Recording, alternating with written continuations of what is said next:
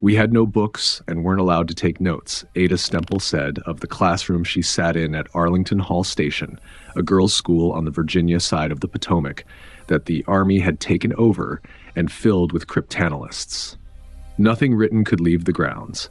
There was no study time outside of class and nothing to study from. So whatever the instructors put in front of her between 8 in the morning and noon had to survive in her head until the afternoon when the students went to work. Her mornings covered geography and history, Morse code, radio theory, and cryptology. Her afternoons put her in a typing pool she had been promised she would never see. 5 letters to a group, hour after hour, until somebody handed her the job she had been hired for. The school held its new people for the first several weeks, in part to give the background checks time to finish. Investigators went out to the towns these young women had come from and put questions about them to their parents' friends, which the recruits heard about by letter and which did nothing to reduce the atmosphere of the place. Coded traffic came into Arlington Hall by teletype from more than 20 receiving stations scattered around the world. Somebody had to look at each message as it landed, work out which enemy system it belonged to, and route it to the people who could break that system. The machines ran around the clock and did not stop for weekends. 2 weeks on the first shift, 2 weeks on the second, 2 weeks on the third, and then it started over. The women on that floor understood that one category of traffic came ahead of everything else, and the Americans called that one purple. What came out the far end of the building went to a list of readers that could be counted on 2 hands. The President, the Secretaries of State, War and Navy, the Chiefs of Staff of both services and their intelligence and war plans officers. That was the circulation, and the reason for it never changed. Anything that hinted at the source would end the source. The Army owned this traffic by an agreement it had made with the Navy and then inherited outright. Through 1940 and 1941, the 2 services had split Japanese diplomatic messages between them by date, the Army taking the even days and the Navy the odd, with everything technical shared both ways. After Pearl Harbor, the Navy went under with the weight of Japanese fleet systems and handed the whole of purple across. Frank Rowlett, who had been on the problem from the beginning, explained the reasoning years later in a letter to a historian. The Army judged that the messages moving between Tokyo and Berlin and Rome and Moscow would matter to the conduct of the war more than anything else in the traffic, and decided to expand until every one of them could be handled without delay. 45 miles west of Washington, in Fauquier County, the Army had bought a dairy farm that had gone quiet during the Depression, $127,500, June of 1942. Most of the reasons were ordinary. The place sat isolated, close to the capital near a rail line. The last reason was the strange one. By the Army's own account, local amateur radio operators out there had been pulling in the dispatch traffic of Berlin taxicabs 4,000 miles away, and the ground itself seemed to be doing it. The officers who drove out to look at the farm noticed a girls' school in Arlington County on the way back and decided it would do for a headquarters. The Army bought both. Vint Hill Farm Station opened as monitoring station number 1 in the middle of June. A detachment of the 2nd Signal Service Battalion strung antennas near the main house and set up receivers on the sun porch.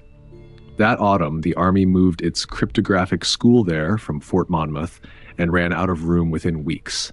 So instructors taught classes in shifts around students who were already working shifts. In early October of 1943, a Women's Army Corps detachment arrived under a 2nd lieutenant named Ethel Sears, 16 of them to start.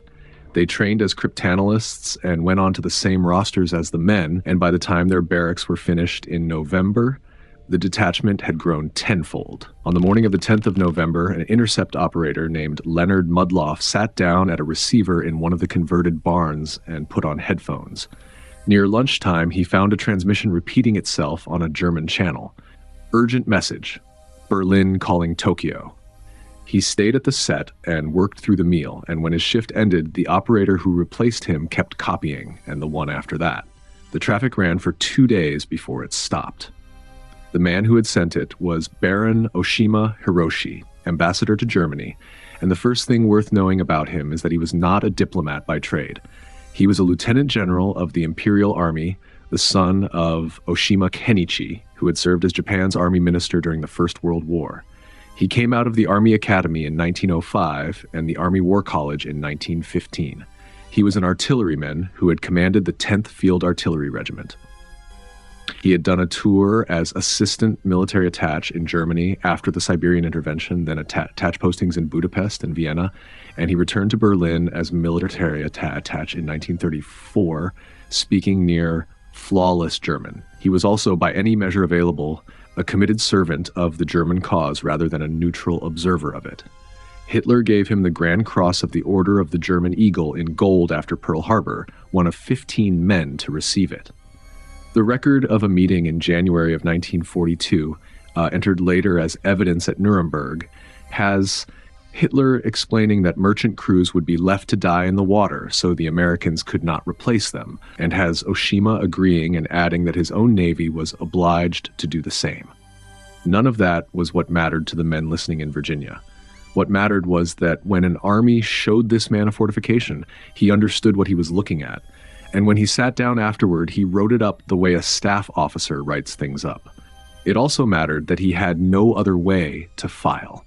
Until the summer of 1941, the embassy in Berlin could send weighty material overland by courier along the Trans-Siberian Railway. Germany invaded the Soviet Union on the 22nd of June, and the line closed.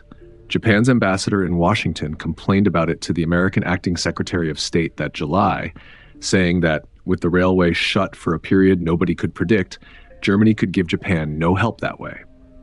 For a man in Berlin with a great deal to say and 8,000 miles to say it across, the consequence was that almost everything now went into the air. Plenty had gone into it already. On the 3rd of June, 1941, more than 2 weeks before the tanks moved, Hitler told him that war with Russia was in all probability unavoidable, and he passed that to Tokyo. In the summer of 1943, he reported that the U-boats had been ordered to give up their group attacks on convoys, which was the single piece of news the Admiralty in London most wanted confirmed. That August, he reported that German aircraft production was being reordered to put fighters ahead of bombers. He described what Allied bombing was doing to German cities in the flat inventory style of a man counting damage rather than mourning it, and those descriptions went into the target files of the men who had dropped the bombs. He got things wrong too. In 1941, he told Tokyo that Britain would be finished before the year was out, which is the kind of judgment that says more about the man than about Britain, and Washington was reading that as well. In the last week of October, the German command in the west took him to the coast. He went out from Paris with several aides and a party of escorts, and the group worked its way along the Atlantic front. The Signal Security Agency's reconstruction has the trip running from the 24th of October to the 1st of November, and covering the shoreline from Brest down to Bordeaux. They toured defensive positions, watched maneuvers and night firing practice, and talked to the troops manning the works.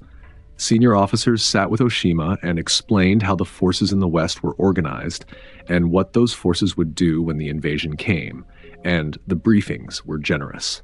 When they were wined and dined, he wrote, "We always had the chance to talk with the right people." Back in Berlin, he wrote the trip up and sent it to Tokyo in 3 parts. It gave the location of every division on that coast, with its strength and its weapons. It gave the composition and condition of the mobile reserve. It described the layout of the strongpoints, the calibers in the turrets close to the water, the materials the works were built from, the tank ditches, and the obstacles planted below the tide line to tear the bottoms out of landing craft. It set out the operational concept in plain language. The defenders meant to break an invasion at the waterline, and if any part of a landing got ashore, interlocking fire from mutually supporting positions, plus the arrival of the mobile forces, would finish it there. Then it did something more useful still. It said where the German command thought the blow was coming. The priority in the west was the Pas de Calais, 200 miles up the coast from Normandy, and it was going to stay the Pas de Calais. Oshima also passed on the part his hosts had not meant to see written down. Some of the reserve divisions had been stripped to feed the Russian front. What remained was under strength and short of training.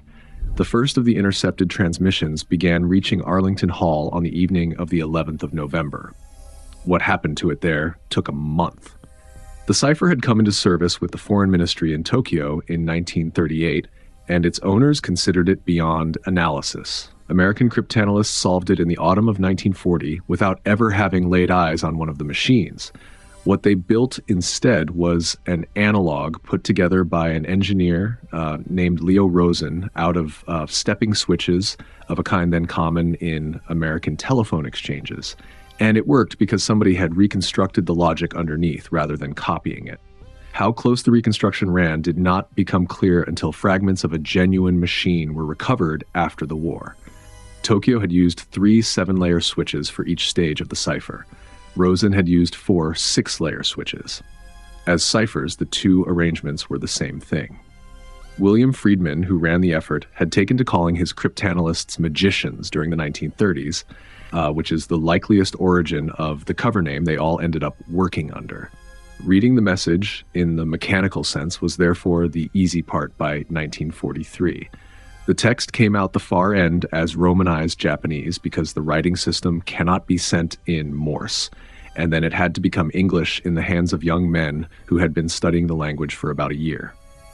One of them was a 20-year-old from Queens named Bernard Weisberger. Pulled out of Columbia, run through 8 weeks of concentrated language study, recruited in a midtown hotel room by a major who never once used the word intelligence, and turned into a private in the 2nd Signal Service Battalion. He described the transition without much ceremony.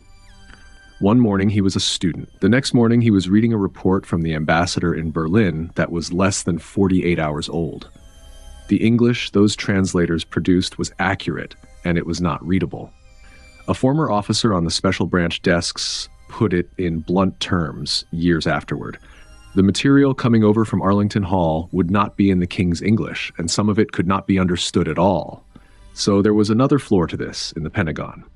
Screeners took the decrypted and translated messages as they came in and sent each one to the area desk that covered the subject, and each one arrived carrying a single word of instruction. Note, or write. A message marked note went to the desk officer to read and then into a file, because a great many of these messages made sense only against messages that had come before. A message marked right went to the desk officer to be rebuilt into something a busy man could take in on one pass, then to the editors, and the hardest part of that job was deciding what to leave out. For the Oshima trip report, they went further than usual.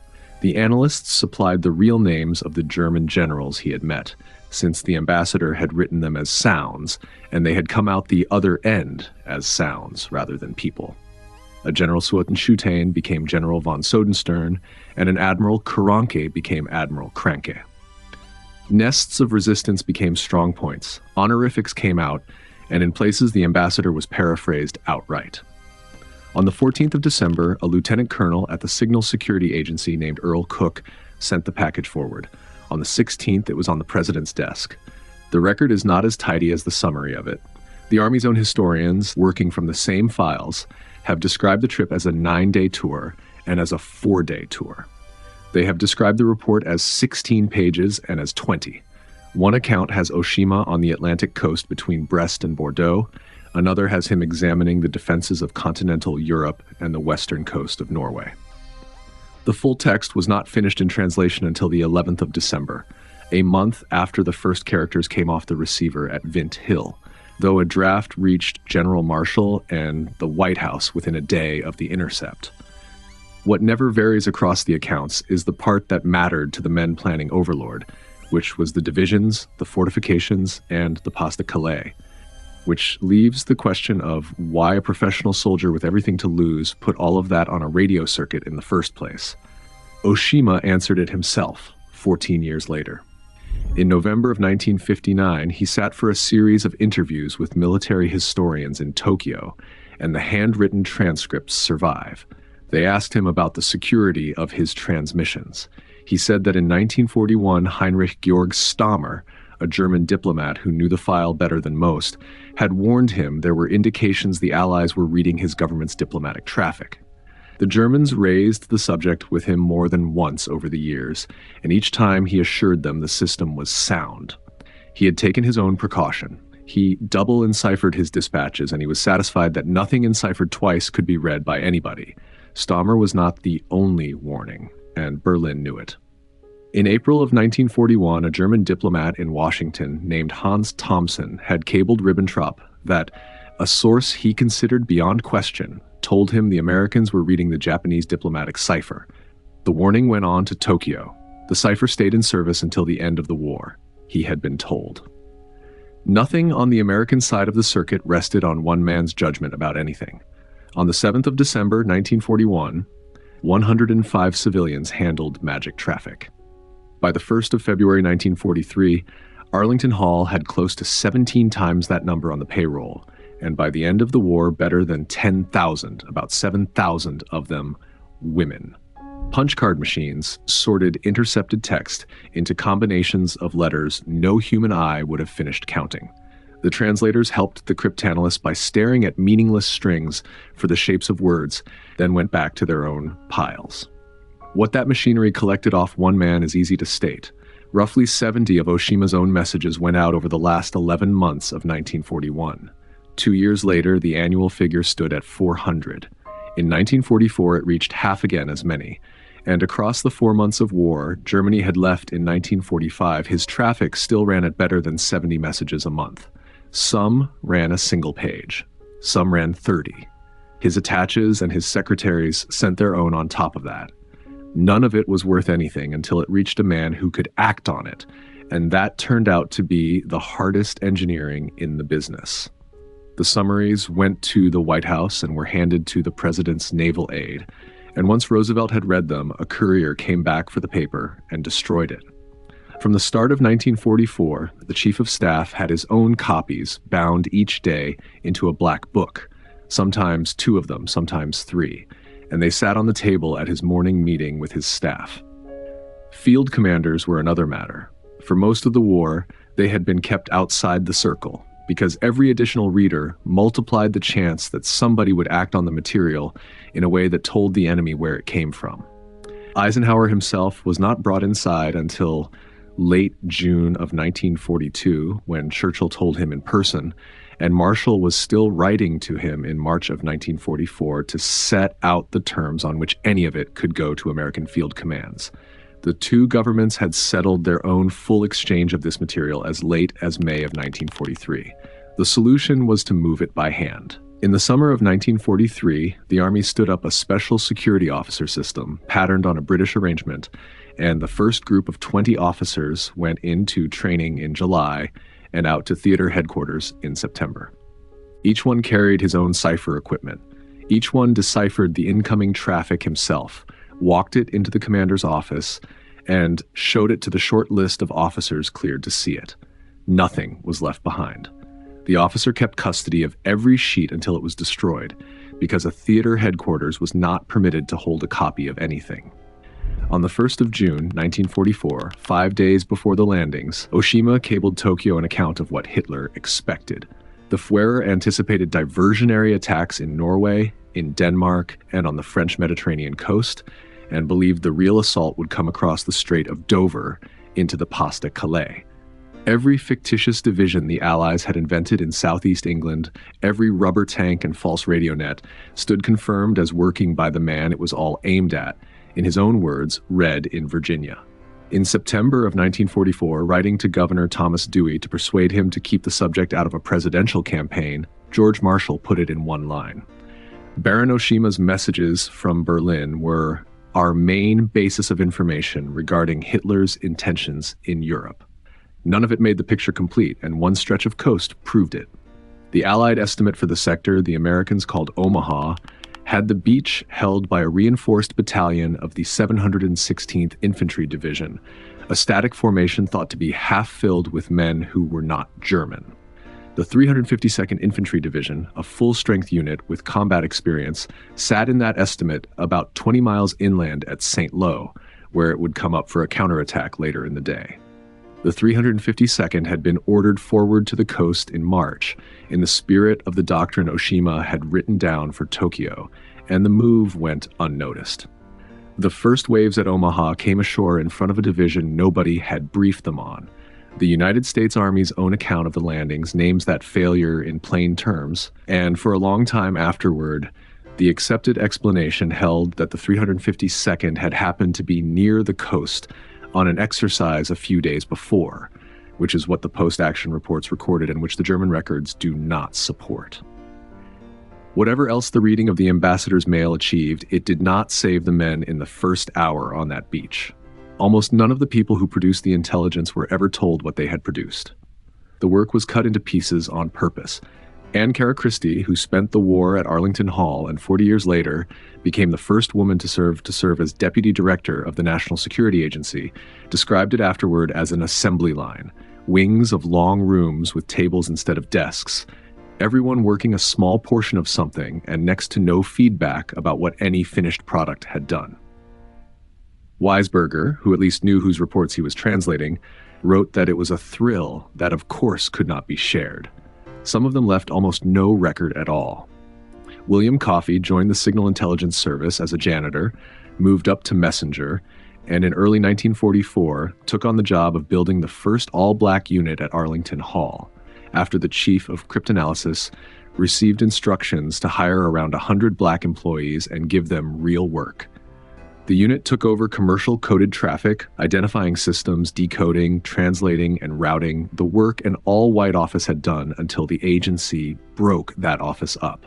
Coffey ran the office day-to-day under a white supervisor, and in April of 1946, he received the commendation for meritorious civilian service. Then the story went quiet for 50 years. Agency historians went looking in the middle of the 1990s after somebody donated an album of staff photographs in which one of the men receiving a citation was black, and they found they had been sitting on a piece of their own past that nobody had written down. Mudloff was promoted 1 grade. He finished the war as a technical sergeant and went home in 1944. On the 20th of February 1948, Omar Bradley, who had commanded the First Army in Normandy and was by then Army Chief of Staff, drove out to Vint Hill Farm Station, ate lunch with the people who worked there, and thanked them for the information from the Japanese intercepts. He thanked them for serving, in his words, so silently and yet so magnificently. That was as close as most of them came to a citation. In Berlin, at the end, the embassy staff took the cipher machine apart, carried the pieces down into the air raid shelter under the building, and buried them. American teams dug the fragments out after the surrender, and the largest surviving piece of the machine that carried the Atlantic Wall to Washington sits today in a display case at the National Cryptologic Museum in Maryland. Oshima left Berlin on Hitler's order in April of 1945 and joined his wife at Bad Gastein in the Austrian mountains, where the Japanese party had taken rooms in a hotel. Major General Maxwell Taylor of the 101st Airborne wanted that hotel for his headquarters. When the diplomats tried to stall him, Taylor, who had trained as a language officer, explained the position to them in colloquial Japanese and had them put out. A ship brought him to the United States that summer. Interrogators worked through him. A resort hotel in the Allegheny Mountains held him, and in November, he went home. Occupation authorities arrested him that December. The International Military Tribunal for the Far East tried him and convicted him in November of 1948 of conspiracy to wage aggressive war. Life imprisonment. He came out on parole at the end of 1955 and received clemency 3 years after that. He settled at Chigasaki on the coast southwest of Tokyo and turned down the invitations that came from the ruling party to go into politics. He died there on the 6th of June, 1975, at the age of 89. Nothing about the reading of his mail was public. The National Security Agency did not begin releasing the wartime material into the National Archives until the late 1970s, and some of the classified studies stayed shut until the late 1980s, which is why the historians caught up with him after he was gone. In the words of Carl Boyd, who spent years with the intercepts once they came out, he died never knowing that his mail had been read in Washington and London for the whole of the war. Almost every intelligence coup that gets covered here starts with a man who was certain his own cipher was sound. Subscribe, and the rest of them will follow.